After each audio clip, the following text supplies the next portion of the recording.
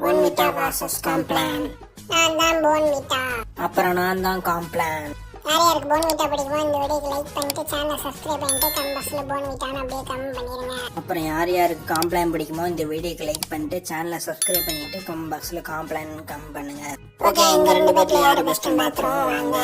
போன்விட்டா 1948 தான் வந்து கண்டுபிடிச்சாங்க. அப்புறம் என்னைய 1964 தான் வந்து கண்டுபிடிச்சாங்க.